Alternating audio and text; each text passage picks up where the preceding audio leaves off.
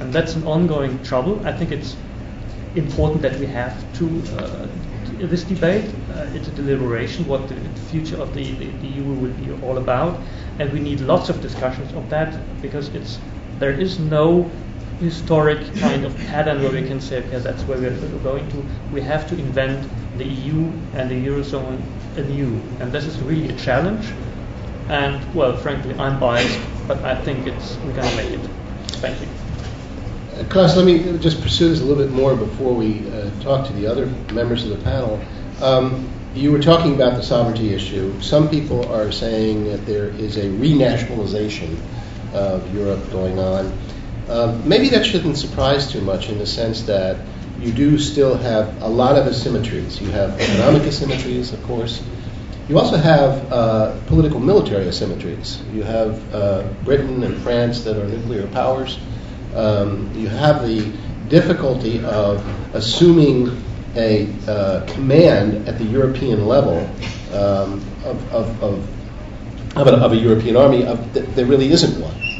And I think that one of the issues that I'd like to get Dr. Claes and Ambassador Oakley's opinion on this, one of the problems that we have across the Atlantic when we talk to the Europeans is, what are your so-called deliverables? Now, economically speaking, there's no contest there. The Europeans are a very strong economic union of almost 500 million people, and they exert a lot of influence around the world.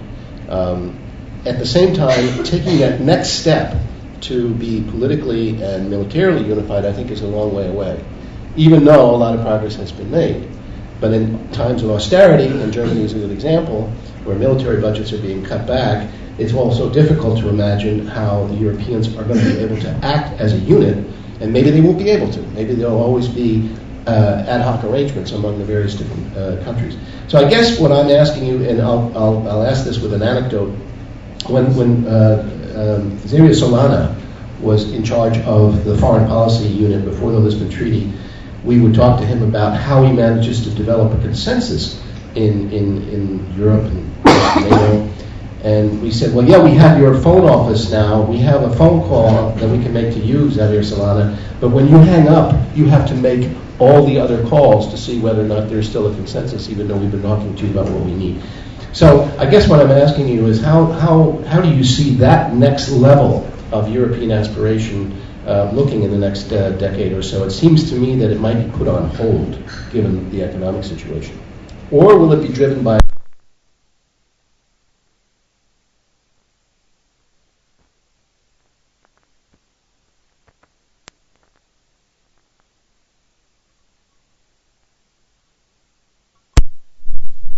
the European Union is driven by its own crises, and we cannot survive as long as we make good use out of these crises. And I see the same if it comes to political unity and military unity. I think that's going to be a long way to go. Europe doesn't perceive itself as a superpower. I don't know whether it should be or not, but it's not the case. The old ones, like the British and the French, that's all past. It's history. And we're going to see, I think that's what we have to debate transatlantic-wise, is what the role of the US is in the future. This is going to change too. And I think we have interesting lessons to learn from each other. And I think this debate here is not always only about Europe, but about transatlantic debates. And I think we should start or continue or intensify this debate. Just an example of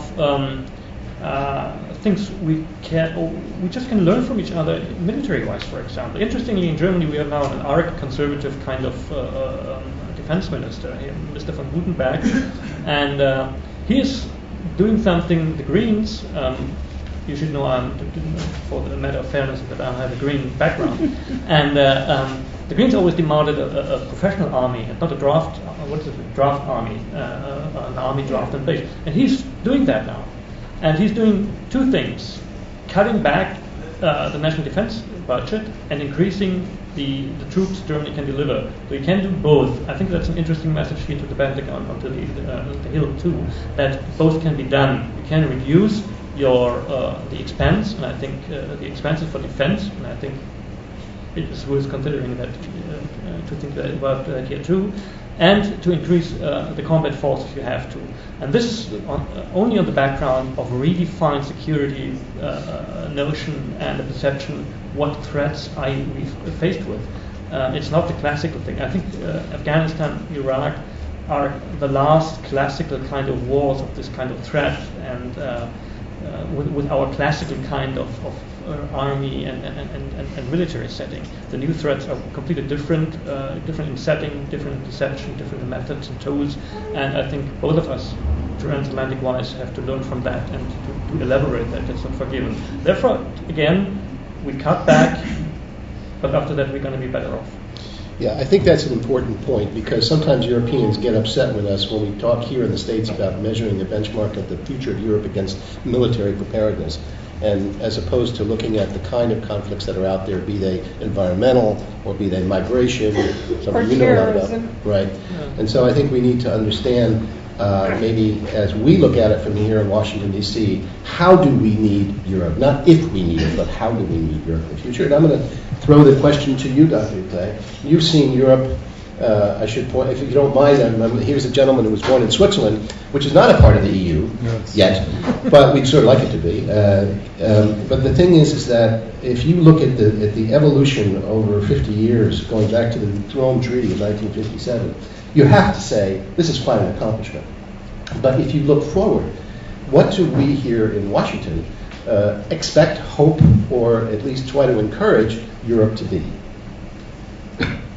Well, there's a big concern here in the United States and also in European countries that the euro is now sort of breaking down, and that creates great burdens for Germany to help Greece can maintain the value of the euro, and several other countries, I think Spain also, and that weakens in a way the function of the euro, who is supposed to glue together the European Union. And if I remember correctly, Chancellor Koch early, Chancellor Kohl pushed for the euro to accelerate this tying together of the European Union. But now it has worked backwards. I think that if you remember, Chancellor Kohl in 1990, 91, 92 was talking about the future of Europe, and indeed the giving the sovereignty over to an aspiration of a common currency as a question of war and peace. Yes. Mm-hmm. But in actual fact, when you look down the road a bit and you think that the glue that you talked about, it's an interesting concept, hasn't really achieved all 27 members. Right. There's time to expect it. But one of the things that Europeans often ask us is, here in the States, aren't you a little bit ambiguous about whether you want a strong Europe? I mean, is that something that really is in the interest of the United States? What do you think, Dr. In the United States? Yeah. I think it is ambiguous. And the United States has many other parts of the world to be concerned about. Latin America, Asia, China, in particular China is very important. So impeded and dominated by the European Union. Mm-hmm. Well, I doubt that the United States will ever be dominated by the European Union. It has to figure out what it is to begin with. My sense is, though, that what we're going to be talking about, maybe, and Ambassador Oakley, maybe you can help us here, as the European Union was really a product of the Transatlantic Alliance. Had it not been for the Transatlantic Alliance, the European Union wouldn't have been able to flourish. And now that it is flourishing, at least in certain dimensions, there is always a question out there as to whether, A, the United States continues to be focused on Europe, or we have China, we have other parts of the world that we're concerned about. And some people would argue that, well, and some Europeans do, our views are moving away toward Asia and away from Europe. But you've spent a good deal of your professional career outside of Europe. You've spent a good part of your career in Africa. And when you look at the future of this particular decade and you see what right now is going on in Sudan, isn't that something where we and the Europeans have an opportunity to help? For example, we're facing the possible birth of a new African state. Are there concentric circles that you see where we and the EU, regardless of the constraints on the EU, can really make a difference in terms of those areas which are outside of the transatlantic community. Thank you. I'm glad you mentioned that my background is really not in European affairs, so I'm going to be very general. And I would say, first off, that I don't think Americans think much about Europe.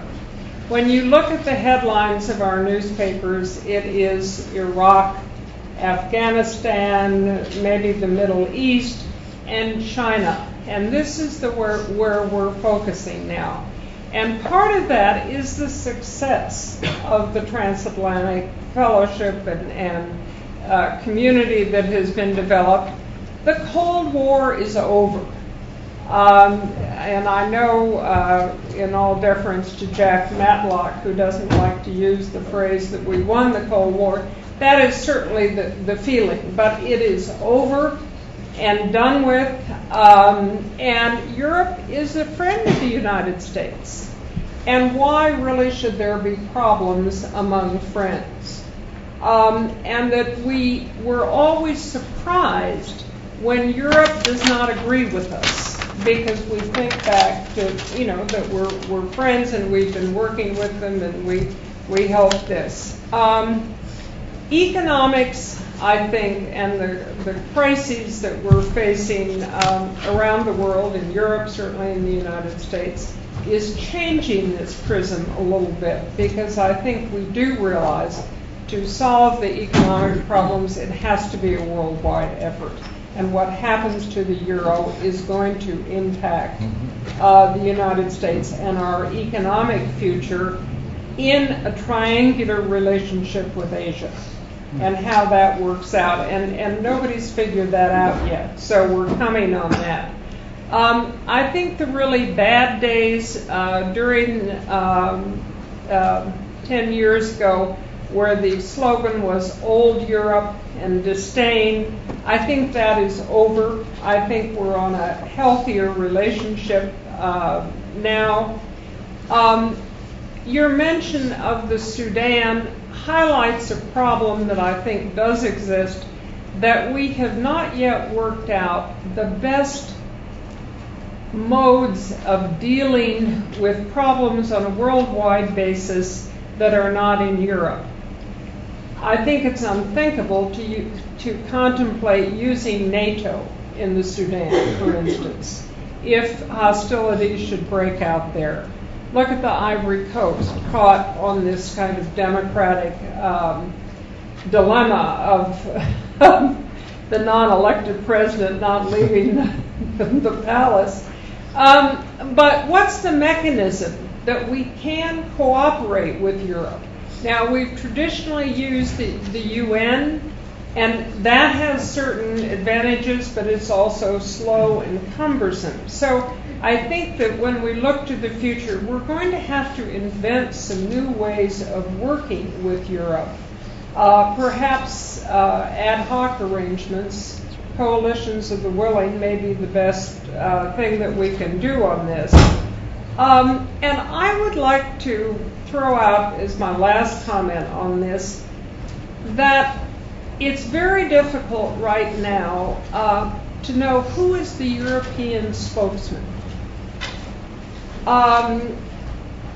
Tony Blair filled this function, for better or for worse. You're disagreeing. Good. Yeah. Well, but Americans thought he was speaking for Europe. That's right. Right, all right. And we can have President Obama or Secretary Clinton speaking for the United States, but it's an interesting issue of who is emerging as the European leader. Maybe it is Merkel, but she's not. You're agreeing with that. And I enjoy what you think. I don't think the French and the current British government are going to produce this, or the Italians. So it's an interesting thing. It simplifies it for Americans, if there is a strong statesman. Cole was, I think. And that would be helpful. I think we're going to be able to work out our issues with the Europeans. I don't see any major hiccups in the future. we're cooperating extremely well on terrorism, which again I think is at the top of the agenda. The intelligence agencies as well as the militaries and homeland security things are never quite a perfect fit. But when you think about cooperation on the issues that are of importance on a daily basis, I think we're doing pretty well. And as I say, I think Americans don't think that much about Europe. They think of Europe as our friend and that we ought to be just getting along on a dandy basis.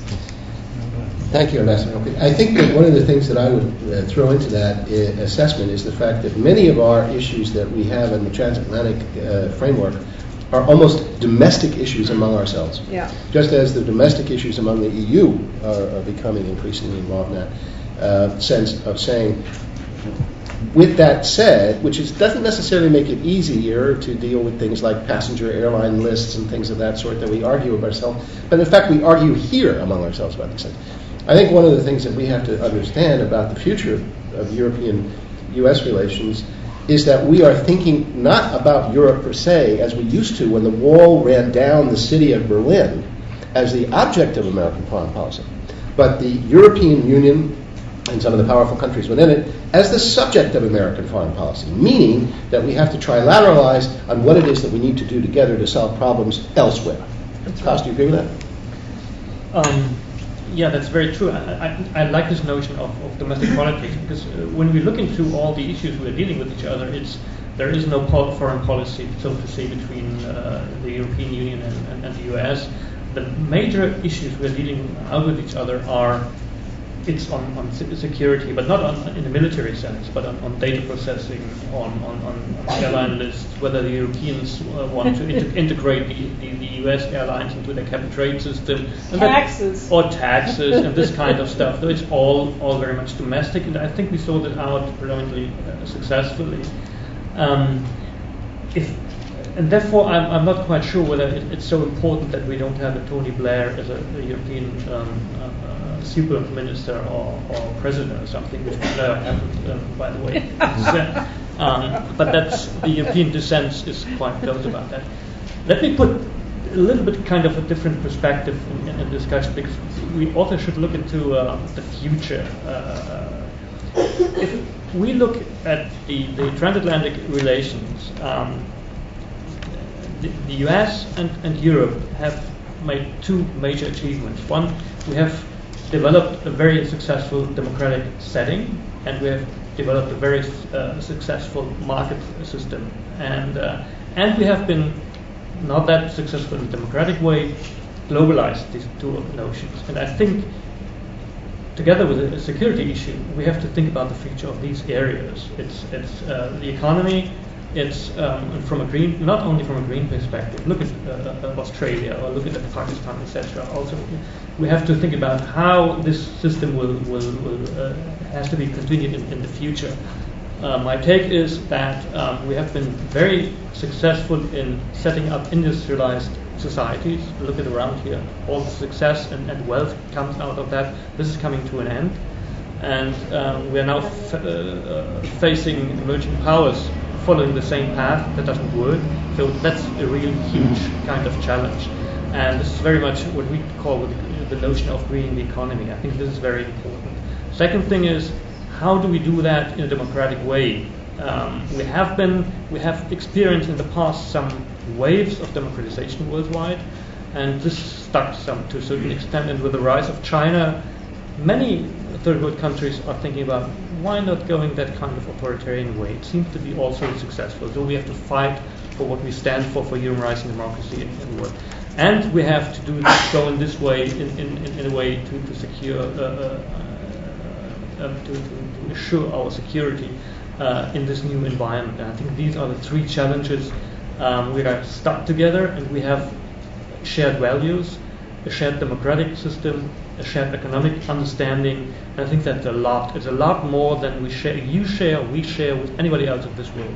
And I think that's a strength, and we have to convert this into the currency of tomorrow.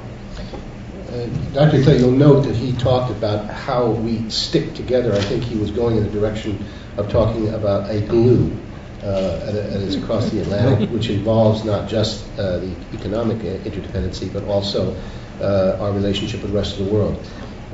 Some people would argue that, and this is what I think Ambassador Oakley was getting at, is that some of the institutions that we've been using since the end of World War II look like the end of World War II. Let's take the United Nations Security Council. Yeah.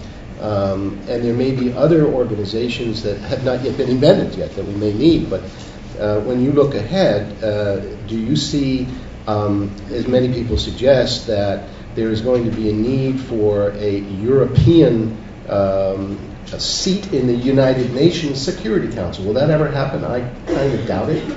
But where else do you see the need for us to be adjusting the institutions with which we can tackle some of the problems that Klaus just mentioned?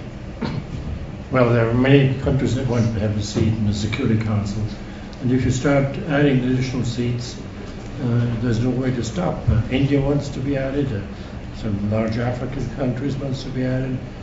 And they've been pushing for that. But once you open the door, there's a whole gang of countries trying to come in. It is true that it was the outcome of the end of World War II that gave the seat to France and Germany. Not Germany. Not Germany, Britain. France. And Italy, I think. France and Britain. Britain, yeah. Right. And once you open that door, there's no way of stopping.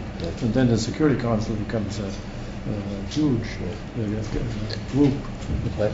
Now, I guess what I'm saying is that I think that the asymmetry of post-World War II with the United States on top of the world is going through an evolution, and we're going to see a dissemination of power, much of which will be concentrated in Europe, but not only. And I think that that's the reason that everybody talks today about the need for a recalibration of power itself. We talked about that on Tuesday. Some of you were at that meeting. The combination of hard power and soft power, eventually evolving into what you down at CSIS call smart power. Right. And I think that's the kind of combination across the Atlantic that we're going to have to work out. Well, I would hope that that has given some thoughts for those of you who would like to have.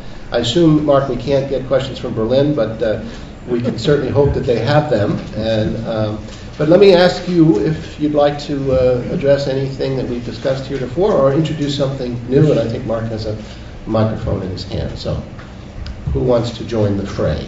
Here you are, right here. Yeah, I see a hand already here. And if I could ask you, as always, please on that. Okay. Please introduce yourself. Okay. Who would like to go? Right here, I think, Mark. Okay, we'll go to the. Right across over here. And maybe if you could stand up for the camera, that'd be great. Thanks. Thank you. My name is Carlos Peña. I come from the University of Costa Rica.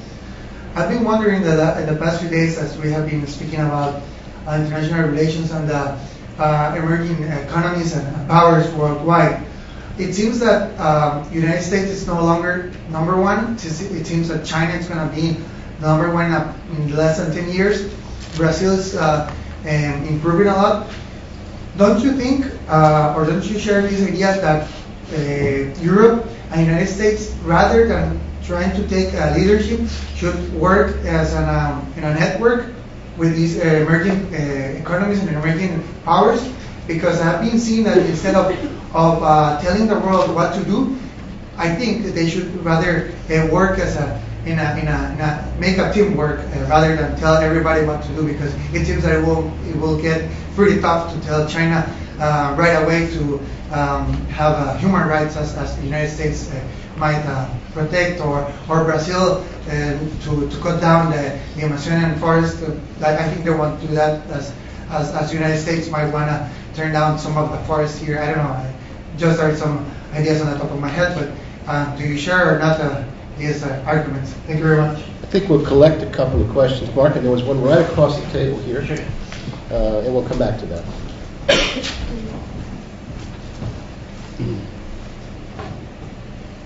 Hi, my name is Judith Troncas, and I'm from the University of South Carolina. And my question deals with possible restructuring of the UN, as difficult as it sounds. But I agree with those who say, and it's part of the Bretton Woods institution's criticism, is that it's too United States is too much in favor of the United States and doesn't represent the world in general. And since we're talking about an EU-US relationship, how would you restructure the UN to be more representative of the European countries?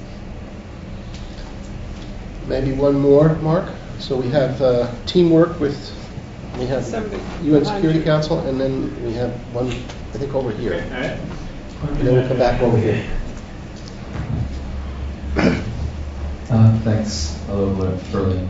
I'm John Freed from UPenn, and I just kind of wonder, in all of your opinions, would you say that under Lisbon that the EU presidency under, I'm not sure if I'm pronouncing this correctly, but Herman van Rompuy has been operating in the way that it was meant to? Does it really have the autonomy? Does it really have the worldwide recognition that it was meant to have? And if not, how might you suggest any possible, well, I hate to talk about reform after we've already gone through the Lisbon process, but possibly changing the role of the presidency and the way that I guess the EU is now starting to consolidate their power at the top? Thanks. All right, let's take those questions in order. Ambassador Oakley, our friend from Costa Rica wants to know we can't boss people around anymore, he says. And to some extent, China's going to be number one. I would take issue on that because I think it's going to be what's your metric on that? I think the question mark might be more relevant down the road a bit toward the middle of the century. But the point is, I think that, and I think you would agree with me here, we are not the United States of 1955 or 65 or 75, but we still carry an enormous amount of influence, and that is a word that I use advisedly. How would you say that we should use that influence more effectively in 2011 than we had maybe done 40, 50 years ago?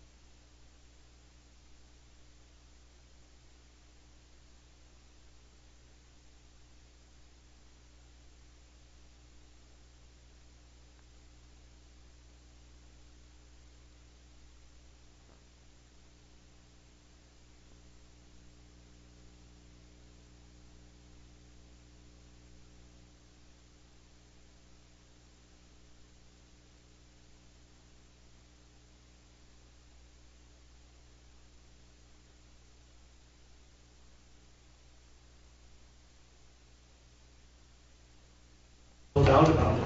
But I think that's very important to see. And I think the world can learn a lot about that in ways when we got to shape the new institutional order of this world. We have the need of reform of the UN. It's a kind of situation that's stuck. By the way, I think it would be very important also from a European perspective to have a European seat instead of the old British and French seat. This would help us too to become more voiced and say, okay, at least vis-a-vis the UN, we have to come to common ground and make ourselves heard. The other things would already happened. When I look at the IMF reform that has just been sanctioned in 2020, there I had the impression the Americans made a deal with the emerging powers on the costs of the Europeans, which is, okay, it happens, but it's an old-fashioned way of doing things. But I think the American has to step back also. To be not misunderstood, I think for the time we live, America will be the superpower economically and politically, and I think we have to take the chance. And I don't only think about it in terms of power and economy, but also, please, in values, in democracy and human rights. I think this is very, at least for us, very important to portray. It's not all about power and money. This is a very important thing.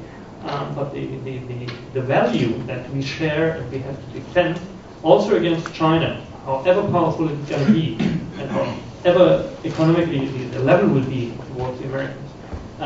But we had a very deep shift towards China, which is the undemocratic order over there, and our values. It's nothing that comes together. It's very different. Thank you, Klaus. Good luck on the European seat, Klaus. Yes. Don't hold your breath. Let me welcome the Bulgarian delegation back to the conference. Solomon, it's good to see you again. And Ambassador Popovic, very nice to have you with us. We've been discussing the future of European-U.S. transatlantic relations. And, we're going to take a few more questions, and maybe they'll be directed to you. So, who is up at bat at the moment? I would like to enter the fray. Right back there, Mark. Over here. Hi. Thank you. I'm Johan Eliasson, professor at East Stroudsburg University, and a two-part question regarding U.S. Relations with Europe in terms of business. We had the REACH agreement on chemicals that a lot of Americans outside of the business community are not aware of a few years ago in Europe that had a profound effect on American exports to Europe. And now we have, for the first time ever, an enhanced cooperation that's permissible under Lisbon on patents in Europe by 10 countries, which will also have a profound effect on American companies and the ease of registering patents across Europe.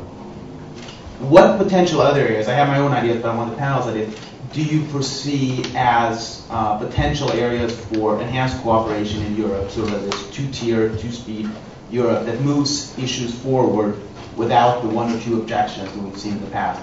And secondly, related to that enhanced cooperation, the Achilles heel in transatlantic relations have been the Europeans' inefficiency and ineffectiveness of integrating defense. Now we see the Norwegian Swedes integrating their Air Force, the groundbreaking British, French agreement on sharing military assets and nuclear training, missile training, and we have the rapid battalion forces.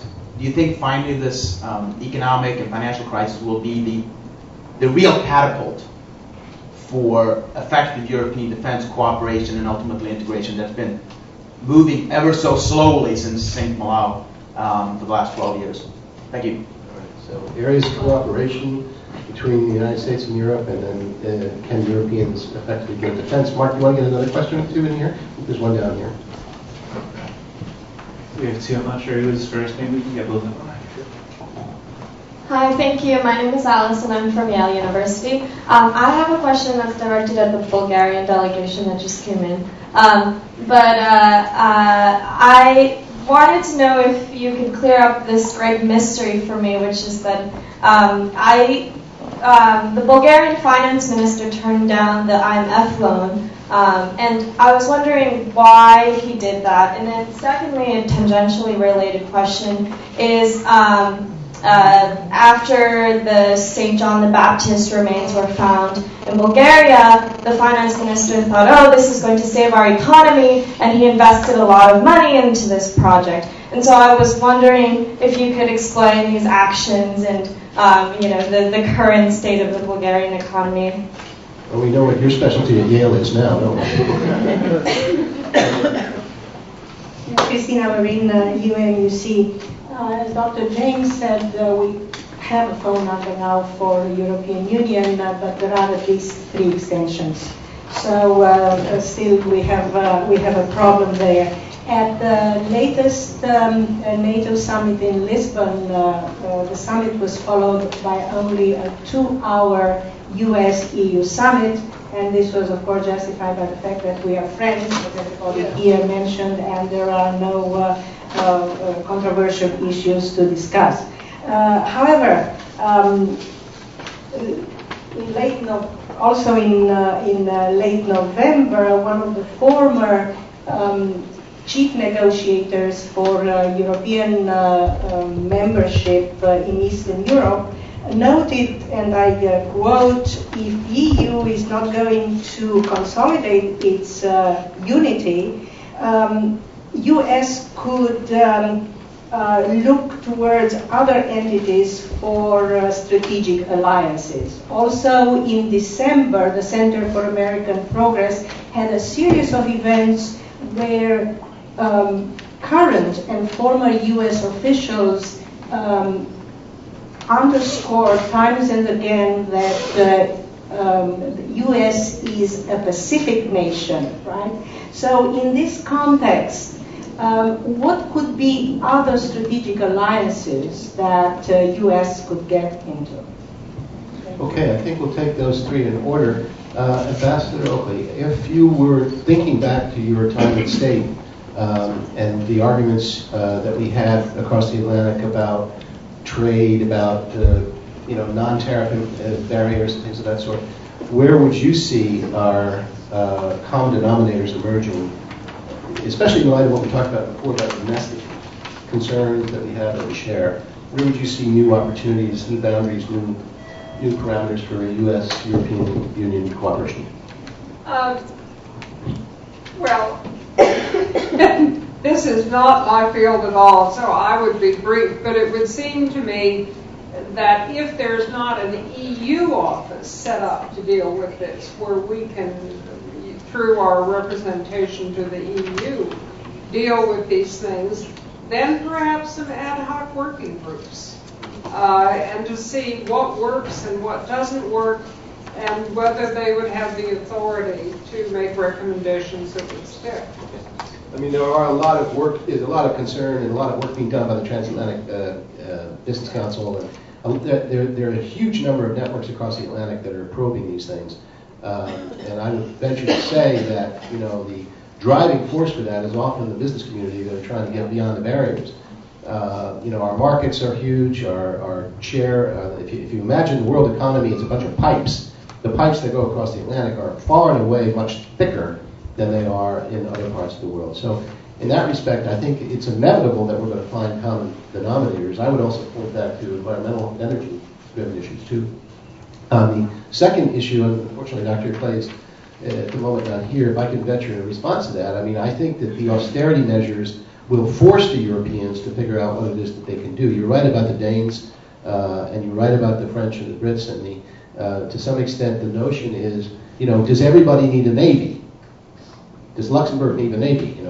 What is it that we need to see the Europeans do to consolidate their combined efforts? They have more men and women in the armies of respective 27 members of the European than we do. But they have 60% delivery capacity.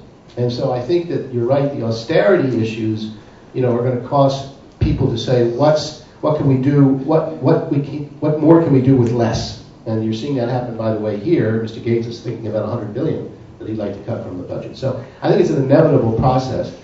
But what, quite frankly, drives these things is not necessarily just the economies, although I think that's a big factor, but it's also the demands. The issues are out there. What are we dealing with? Where are the conflicts that we have to cope with? We're still sitting on a very frozen situation in Georgia, and we're all ignoring it. And I think that as these issues come a cropper, we're all going to have to figure out what our responses are. I'm totally inept at responding to the Bulgarian question, so Ambassador, I'm going to give you that privilege. Thank you very much. It's good to be back, but I'm tempted to, by throwing a few remarks to what has already been said, and I think we were lucky to catch the last part of the intervention of Mr. Linsenmeier. And I particularly liked what you said about values, about the much more durable links on both sides of the Atlantic, because this was exactly my point this morning when I had my small talk delivered to this nice group of young people. Actually, what I think we should agree on is that we can never replace values with expediency. Expediency sometimes may be very forceful in our lives. We all can suffer from expediency privately, professionally, publicly. But if we let expediency drive medium-term and long-term decisions, then I think we will be in a big trouble, no matter which side of the Atlantic we sit on. You mentioned China, and I was thinking just this morning, what's going on? With all due respect, it's an emerging major economy, an important factor internationally, but are we replacing the gold rush with the China rush? So everybody seems to be somehow rushing in one direction, and rush is not the good formula for sort of carrying out the international intercourse, the international relationship among with everybody, with whoever it is, but let alone with the new partners in new countries. So these were my thoughts earlier this morning, and I'm very happy that I came in on time to find some proof to that. You're right. Now, I also have one more remark regarding the question about the more opportunities, and I would just like to subscribe to what was also mentioned here about the already existing, if not always a big network, existing formats of negotiations and consultations, and finally reaching agreement. And this is the Trade and Economic Council and the Energy Council, which were revived in Lisbon just last November. So within that context, I think every single open issue, patents, everything need to be put on the table. There is one thing which I believe will trigger off a better and more trustful atmosphere between the two entities, and this is a move forward on the PNR negotiations, the passengers name record. This is part of what we're talking this morning about, how we switched and agreed, all of us, Europe and the US, on the need to joint efforts in fighting terrorism, in other words, counter-terrorist action. Cyber comes in here, cybercrime. On that level, it is more than easy. It is there. The agreement is there. We just need to negotiate consistently. Now, to the very important questions on Bulgaria, I'm very happy that there's someone to follow even such I would call them curiosity facts, which appear every now and then. So it's not just me to search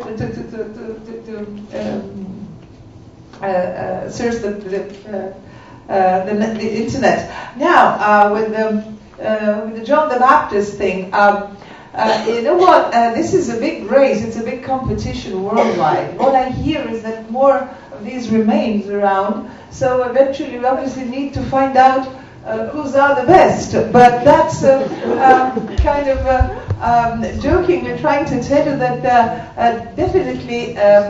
This is not the major economic secret or tool of Bulgaria. What actually was said, and I here want to make a very important sort of precision. It was not the finance minister, it was the minister of Bulgarians abroad, who is a historian by training, the former, on top of that minister, who is a historian, and he had some personal role in all that thing, and that's why he was so enthusiastic. So luckily, he did not sort of courageously took over the entire economy of the country, but he did say that tourism will boost tremendously. With winter season and the place where the what do you call them? The relics are. Is not a skiing resort. So we don't know yet. We know that there are lots of tourists who are now streaming into our very, very good skiing resorts. So this is still a question mark, and I'm also curious, as you are, to see what happens when summer comes, because this is on the Black Sea coast, and then we will see how the flows will go, how many will go to the beach, and how many will go to see the relics. But if they happen to be in Bulgaria, that's already a plus. But no bigger ambition than that of hoping that there will be tourists who will just add this visit to an archaeological tour or history tour. IMF, beg your pardon? Yeah, sorry, I normally like to talk to people looking at them in the eyes, and that's why I turn my back here, so I apologize for that. Now, the loan, actually, it's not that it was rejected, it was not requested. And there is a difference here. Of course, in the most difficult times of the crisis, revenue was the major challenge, and it is for everybody. So there was some other countries were taking loans from the IMF, and there was somehow one of the hypotheses at that time, and that was mostly by analysts, not by the government, was that an IMF loan should be taken in order to sort of calm down the economy. But this time, really, the finance minister, he decided that we can still try and discipline ourselves and cope on our own, which eventually brought Bulgaria to the front-runner's position in terms of small deficit and rather well-organized and disciplined finance, national finance. So far we're surviving, and obviously this will be a last resort measure, which I, honestly speaking, would hope we will be able to avoid, because taking a loan means all of us paying afterwards the loan back to the IMF. Thank you.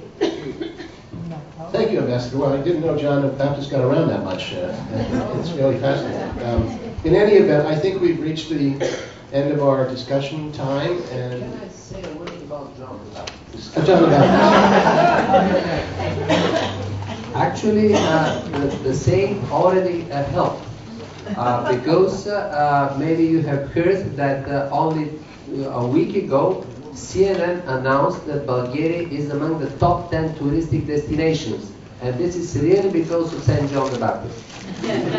Why are you joking? When ministers say some right things, people are joking and are laughing. Thank you, Solomon. God rest his soul, John the Baptist. Okay, wherever he may lie. In any case, wanted to thank you first of all for joining us for the panel, and thank you for coming back and also ending this wonderful round of discussions. And thank you for listening, both here as well as in Berlin, if they're still on the line. And I would like to, at this point, I suspect Mark would say it's time to say guten Appetit. Is that right, Mark? Exactly. So it's lunchtime now. So as we're having a lunch, I think the Berliners will probably be having a dinner. So I think we can actually say guten Appetit to everyone. And I'd like to just express my own gratitude for the complete panel. For really a very thought-provoking discussion, truly a transatlantic discussion with the Berlin Connection. And yes, I would say now we have a lunch break. However, we should be aware of the fact our lunch is a little bit shorter because we went a little bit late. Please be back here on time. We have a wonderful lecture coming up with Dr.Fred Ikle at 2:30. So I would suggest if everyone could be here by 2:20, 2:25 seated, we can try to start right on time. So I wish everyone good appetit, and we'll be back here in just about an hour. Thank you.